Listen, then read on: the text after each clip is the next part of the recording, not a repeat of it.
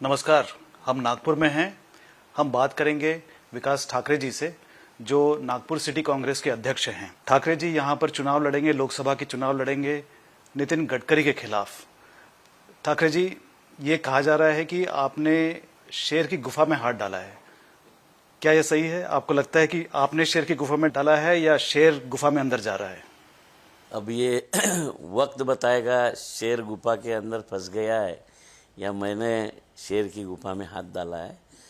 मैं चुनाव लड़ना जानता हूँ, जनता की सेवा करना जानता हूँ और नागपुर शहर वासियों को मैं क्या हूँ ये मालूम है।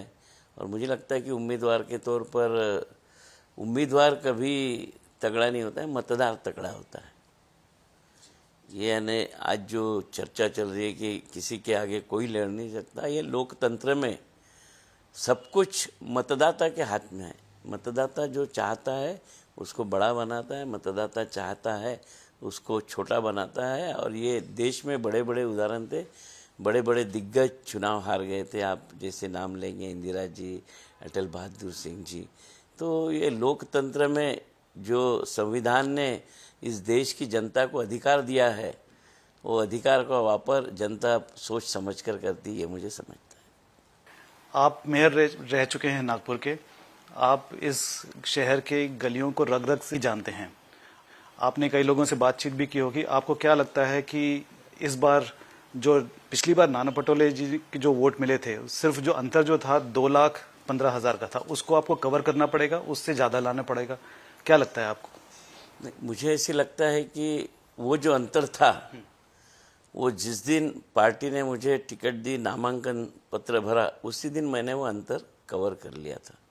क्योंकि मैं यहाँ का लोकल आदमी हूँ।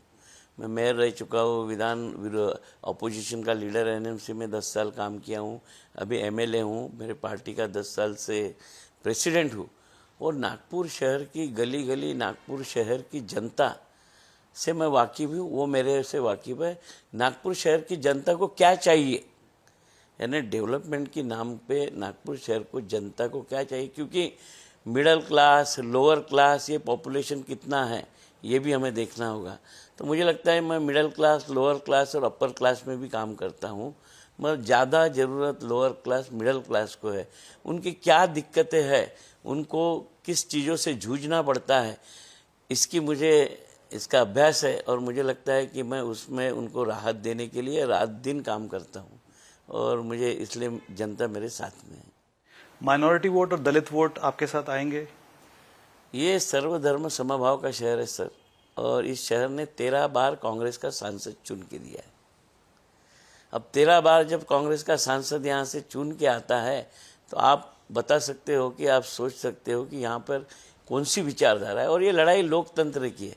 ये लोकतंत्र को बचाने की लड़ाई। अभी जैसे मैं निकला हूँ प्रचार में, तो आम आदमी जो जिसे कोई लेन देन नहीं है, उसे ये समझ में आ रहा है कि ये लड़ाई हमें इस देश में लोकतंत्र साबुत रखने के लिए लड़ना है। क्योंकि आपने देखा होगा पिछले 10 सालों में जिस तरह से हुकुम शाह की तरह ये लड़ाई लड़ी जा रही है, इस देश को चलाते हुए अपोजिशन यहाँ से पूरी ख़त्म हो जाए, यह मंसूबा रखकर देश चलाया जा रहा है।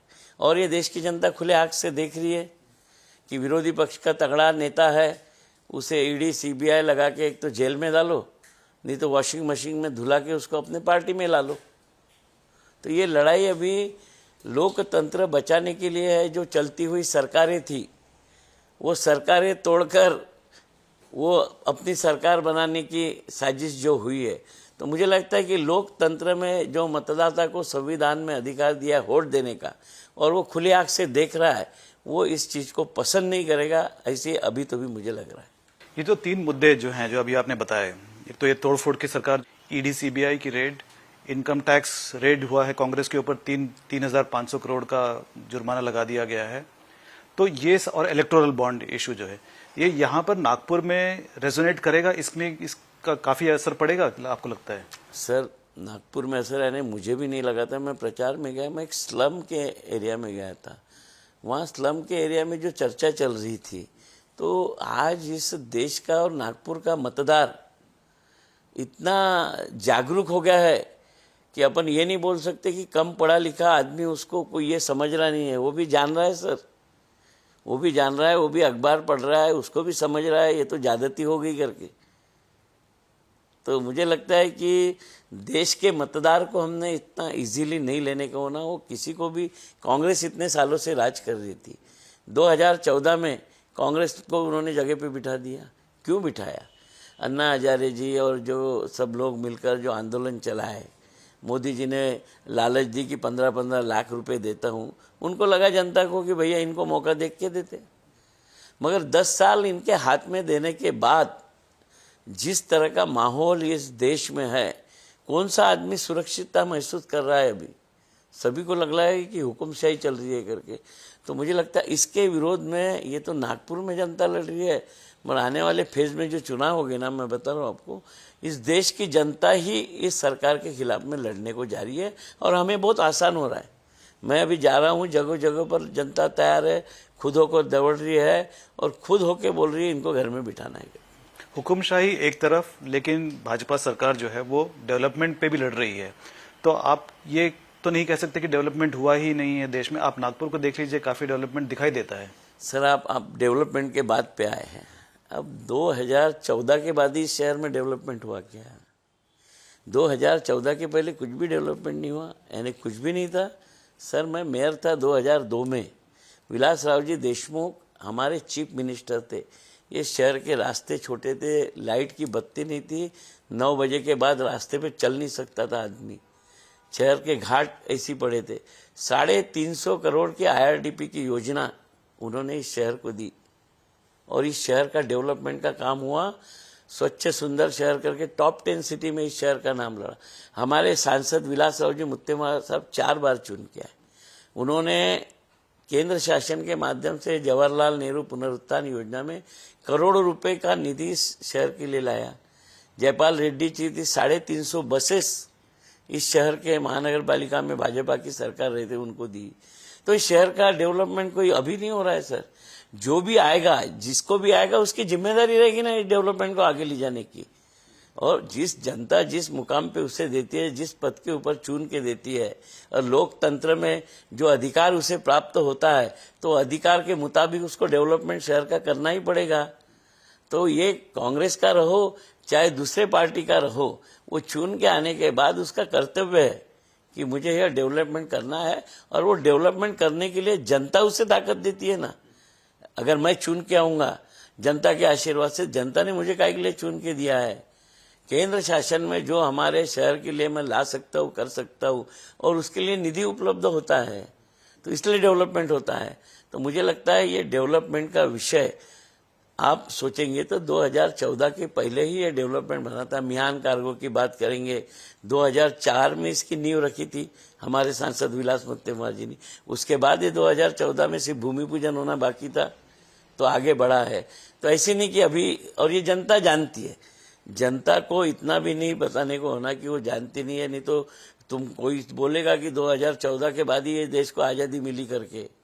तो ये जनता इस शहर की इतनी जागरूक है, उन्हें मालूम है 25 साल पहले क्या परिस्थिति थी, अभी क्या परिस्थिति है, और अभी जो डेवलपमेंट हुआ है 2014 से 2024 तक, इस डेवलपमेंट के वजह से इस शहर के आम आदमी को कौन सी राहत मिली है? आम आदमी खुश है क्या? यानी जो मेजॉरिटी में यहाँ पे रहने वाला आदमी है, जो मेजॉरिटी में मतदाता है, उसके रोजमर्रा के जिंदगी में जो लगने वाली चीजें उससे वो मिली है। सर मैं अभी घूम रहा हूँ, मुझे लोग अभी बोलते पानी नहीं आ रहा पीने के लिए, 1 ही घंटा आ रहा है। उनको ये नहीं समझ रहा कि लोकसभा का चुनाव में लड़ने जा रहा हूँ। वो मुझे पानी बता रहे, वो बोलते हैं कि बिजली काटने आ जाते, 3 दिन बिल नहीं भरा, एक तो रेट बढ़ा दिए, और बिजली। तो लोगों की जो बेसिक्स प्रॉब्लम्स है, लोगों को चुनाव कारपोरेशन का हो, लोकसभा का हो या विधानसभा का, उनके पास वोट मांगने जाता है तो वो अपना प्रॉब्लम बताता है। गडकरी जी कहते हैं कि 24/7 पीने का पानी आता है। नागपुर ऐसा शहर, अकेला शहर है देश में जहां पे हमेशा पानी आता है। सर मैं उनके साथ अभी भी मेरे कॉन्स्टिट्यूंसी में जहां से मैं MLA बना, वहां पे घूमने के लिए तैयार हूं। अगर जनता ने बोल दिया मुझे कि 24 घंटा पानी मिल रहा है, तो मैं इलेक्शन ही छोड़ दूंगा। गडकरी जी ये भी कहते हैं कि वो 5 लाख वोट से जीतेंगे। खोखली आवाज है आपको लगता है? यानी मुझे बताइए कि हमारी शुरुआत ही अभी यहाँ पे 3.5 से 4.5 लाख से, यानी फिर क्या 85% वोट उनको मिल जाएंगे? फिर 13 बार कांग्रेस क्यों चुन के आई? और मैं ये बताना चाहूँगा आपको कि पिछले वक्त लोकसभा के चुनाव के बाद में यहाँ पर मैं कांग्रेस का विधायक बना हूँ, नितिन राउत विधायक बना है, हमारे 2 लोग 2-2 हजार वोट से गिरे। पदवीधर के मतदार संघ में कांग्रेस की सीट आई, शिक्षक मतदार। तो पिछले लोकसभा के बाद जो भी चुनाव हुए, फिर क्यों कांग्रेस चुन के आई? अगर इनका काम जनता को पसंद रहता तो हमारी तो डिपॉजिट जब्त होना था। मैं जिस कॉन्स्टिट्यूंसी से लड़ा था वहाँ गडकरी जी 28,000 से आगे थे, मैं वो क्रॉस करके क्यों चुन के आया? ये अनेक सवाल है। तो चुनाव लड़ते समय अगर कोई अपना बोल दे कि मैं 5 लाख से, उनको हक है वो 25 लाख से चुन के आए बता सकते हैं, मगर रिजल्ट क्या है वो उन्हें बता देगा। अगर आप जीतेंगे तो आपका विजन क्या है नागपुर के लिए? नागपुर के लिए विजन मेरा सबसे पहला कंसेप्ट है कि हमको इस सिटी को डेवलप करना है। बेरोजगारी है, मिहान में नए प्रोजेक्ट्स आने को होना, जो इस शहर के लिए लगता है अभी जो शुरुआत डेवलपमेंट की हुई है, यानी पहले बेसिक इस डेवलपमेंट को 2014 के पहले यहाँ का इंफ्रास्ट्रक्चर डेवलप हो गया था। उसके बाद हमें क्या करना था, ये आने वाले 10 सालों में यहाँ पर जो प्रोजेक्ट्स थे, मेट्रो का प्रोजेक्ट था जो कांग्रेस की गवर्नमेंट में सिर्फ भूमि पूजन होने बाकी था, उसको खड़ा कर दिया है। वो लॉस में है या प्रॉफिट में है, जनता की जेब से उसके लिए पैसे जा रहे हैं क्या, ये बाद में का सवाल है। मगर मिहान आज बेरोजगारी की समस्या, हमारे शहर का बच्चा पूना, मुंबई, बेंगलोर और विदेश में रहता है। कहीं ऐसी न हो जाए कि सीनियर सिटीजन्स का ही शहर रह जाए। पूना में आप देखते हो कि कितनी भीड़ होगी, यानी हर बच्चा जाके पूना, मुंबई, बेंगलोर जा रहा है। तो मुझे लगता है क्यों ना पूना, मुंबई, बेंगलोर समान नागपुर शहर बने। इसके लिए हमें प्रयास करना चाहिए। और जो हम डेवलपमेंट करेंगे तो सबसे पहले नागपुर शहर का जो निचले तबके का लोग है, मिडिल क्लास लोग है, उसके पास कोई समस्या नहीं रहे। जो घर में रह रहा है उसे 24 घंटा पानी मिले, उसे कोई तकलीफ ना हुए, उसके बाद वो डेवलपमेंट की तरफ देखेगा तो वो बोलेगा कि नागपुर डेवलप हो गया है। नहीं तो सिर्फ वो कोई एक पुलिया देख के उसके घर में पानी नहीं मिल रहा तो वो बोलेगा थोड़ी ना डेवलपमेंट है। तो ये डेवलपमेंट की परिभाषा मैं ये समझता हूँ कि आम आदमी शहर का वो सुखी है, वो जहाँ रहता है वहाँ हम पूरी सुविधा उसको दे पाए, उसे कोई दिक्कत नहीं है, उसका आर्थिक संतुलन बराबर है, और फिर वो शहर को हम विकास की ओर ले जाए। जो बड़े बड़े प्रोजेक्ट है ना, तो हम गवर्नमेंट से पैसा लाएंगे और जिस प्रोजेक्ट का जनता को कुछ भी फायदा नहीं उसमें डाल देंगे तो ये देश के पैसे का सत्यानाश होगा, ऐसी मुझे लगता है। आपके दोस्त जो हैं, पॉलिटिकल फ्रेंड्स जो हैं, वो कई पॉलिटिकल पार्टी से हैं कि आरएसएस में भी हैं आपके दोस्त। इससे आप किस तरह से उसको लेवरेज करेंगे, उसका फायदा उठाएंगे? देखिए, नागपुर शहर ऐसी है सर, एक बार किसी से दोस्ती हो जाए और उसके कोई काम आ जाए ना, तो उस दोस्त के लिए पार्टी नहीं देखते, और मुझे उसका फायदा होता है। मेरी शुरुआती आरएसएस के हेडक्वार्टर से शुरुआत लड़ा था। देवेंद्र जी फडणवीस साहब जब हम कारपोरेटर लड़े थे, मैं इंडिपेंडेंट था, वहाँ के लोगों ने मुझे वोट दिए इंडिपेंडेंट में। दूसरे बार मैं चुन के आया, मैं मेयर बन गया। तो मेरा जो ये काम करने का जो मेरा एरिया है वो भाजपा का और आरएसएस का है, और इस एरिया से मैं 8 बार चुनाव लड़ चुका हूँ, 4 बार हारा हूँ, 4 बार जीता हूँ। तो यहाँ के लोग मुझसे प्यार करते हैं और मैं जनता के लिए प्यार करता, मैं लोगों के लिए इजीली अवेलेबल रहता हूँ, और मेरे को रुचि है लोगों से संबंध बनाने में, दोस्त बनाने में। मैं देखते रहता हूँ कि कौन सा आदमी मेरे को काम बताता और मैं कब कर देता इसका काम। तो इसमें मैं रुचि रखने वाला हूँ। आधी रात में लोगों के लिए दौड़ने की मैं ताकत रखता हूँ, और इसलिए नागपुर के सारे शहर में मेरे दोस्तों का जमावड़ा है और वो मुझे अभी काम आ रहा है। प्रकाश अंबेडकर ने सपोर्ट आपके लिए डिक्लेयर कर दिया है, तो ये एडवांटेज होगा। पिछली बार तो नहीं किया था, तो आप उनके जो 40,000 वोट थे वो उधर चले गए थे, लेकिन इस बार शायद वो स्प्लिट भी हो जाए। ऐसा नहीं है कि सारे के सारे कांग्रेस को आए, वो थोड़े बीजेपी को जा सकते हैं, थोड़े कांग्रेस को आ सकते हैं। तो कैसे करेंगे उसका? सर कैसी है, मैं लोकसभा के बहुत से चुनाव यहाँ के लड़ाने का प्रमुख रहा हूँ। मैंने इस वक्त जो शुभ संकेत लोकसभा में देख रहा हूँ, एक तो हमारी पूरी कांग्रेस पार्टी एक साथ खड़ी हो गई, नेता खड़े हो गए, कार्यकर्ता हो गए। इंडिया गठबंधन की शिवसेना, एनसीपी, आम आदमी पार्टी, समाजवादी जो भी हो गए वो घटक हमारे साथ हैं। वंचित का पाठिंबा हमें मिला है। एमआईएम ने अपना उम्मीदवार यहाँ पे खड़ा नहीं किया है। तो मुझे लगता है कि इस बार की सिचुएशन वोट डिवाइडेशन रोकने वाली है।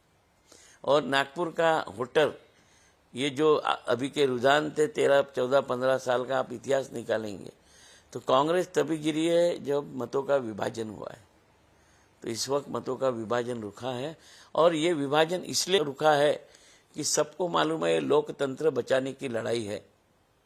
इसलिए ये मतों का विभाजन रोककर सब लोग रास्ते पर आए हैं।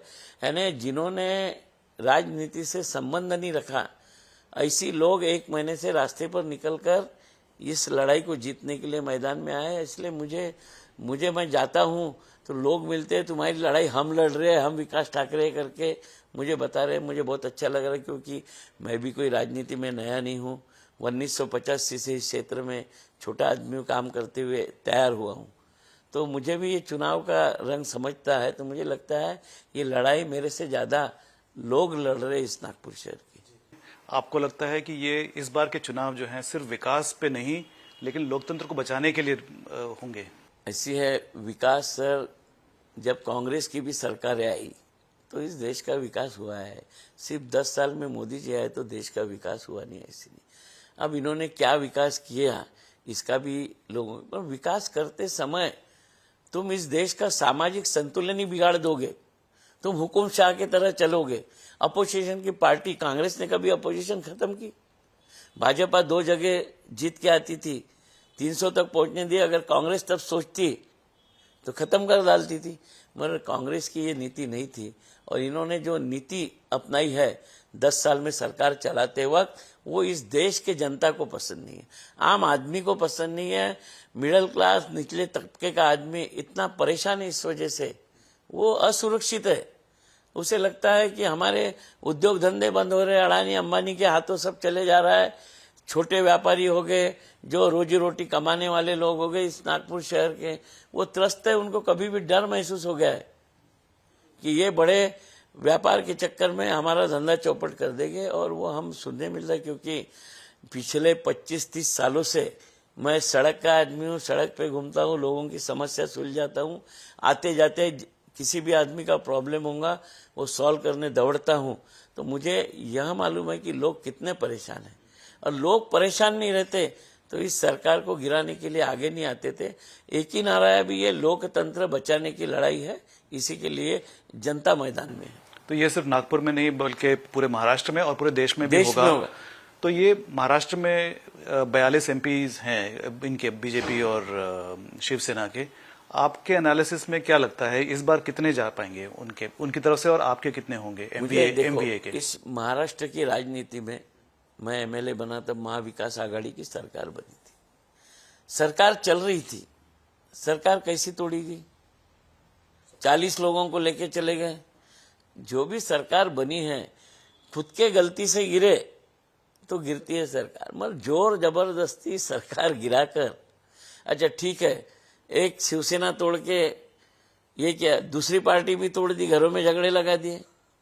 अरे जिस आदमी को, अजीत दादा पवार को नरेंद्र मोदी जी ने आरोप लगाए थे भ्रष्टाचार के, तीसरे दिन उनको अपने पार्टी में लेके उप मुख्यमंत्री, तो ये देश के मतदार को समझता नहीं है कैसे? कैसी राजनीति कर रहे हो तुम? लोकतंत्र में ये नहीं होना चाहिए, ये देश के जनता को और मतदार को लगता है, और इसके खिलाफ ही मतदान महाराष्ट्र में होगा। बेवकूफ नहीं है देश की जनता, और इस राज्य की जनता तो बिल्कुल बेवकूफ नहीं है। मैं बता रहा, आज आप समझते हो शरद पवार जी की उम्र हो गई है, उनके पार्टी में घर में ही झगड़ा लगा दिया। राजनीति चलती रहती है। हमें इतना दिल से अच्छा रहना चाहिए कि हमारा विरोधक भी है तो उसका घर ना टूटे, ये सोच के। राजनीति अपनी जगह होती है, मैं अपना वोट मांगूंगा, ये अपना वोट मांगेंगे, मगर मेरा विरोधक भी है तो उसका परिवार, उसका घर अच्छा रहे, ये नीतिमत्ता लेके आके चलने को ना, मगर यहाँ तो घर के घर तोड़ गए, आपस में लड़ गए, सब कुछ हो गया, और फिर भी मतदार इनको सर पे बिठाएगा, ऐसी मुझे तो भी अभी लग रहा नहीं है सर। मोदी जी का जो करिश्मा है वो कम होता लग रहा है आपको? देखिए, मोदी जी का करिश्मा इस देश की जनता को समझ गया है, उनका क्या मंसूबा है, क्योंकि जो ईडी, सीबीआई, इनकम टैक्स, ये किसके किसके डिपार्टमेंट है, किसके इशारे पर काम कर रहे हैं? ये कोई लोकल राजनीति नहीं है या राज्य की राजनीति नहीं है। ये ईडी, सीबीआई का वापर करके सोनिया जी, राहुल जी को भी बिठा दिए थे ईडी के दफ्तर में। अब ये बड़े बड़े नेता, अभी प्रफुल्ल पटेल साहब का देखिए आपने, सब यानी उनके पास गए, तो ये कॉमन मतदार है जिसने वोट देके इनको नेता बनाया, उस मतदार को ये समझ गया है कि ये काय के लिए सब कर रहे हैं, मोदी जी किस लिए कर रहे हैं। मोदी जी का अकेले का एक छत्र राज होना, उनको बाकी कोई होना नहीं चाहिए, ऐसी मंसूबा। उनके पार्टी में भी देखिए ना, पार्टी में भी आज किसी की चलती है क्या? हमारे गडकरी जी को तो महाराष्ट्र के कार्यक्रम में नहीं बुलाते, यानी महाराष्ट्र के नेता है और अपने कॉन्स्टिट्यूंसी से और दूसरे इसमें नहीं बुलाते, तो पार्टी में भी हुकुमशाही, मगर पार्टी के लोग कुछ बोल नहीं सकते। मगर ये देश की जनता तो बताएंगी ना कि तुम अपने पार्टी में हुकुमशाह की तरह रहो, मगर इस देश की जनता में हुकुमशाही, देश में हुकुमशाही नहीं चलेगी, ये मतदाता उन्हें बता देंगे। बहुत बहुत धन्यवाद Vikas ji. Thank you. Thank you.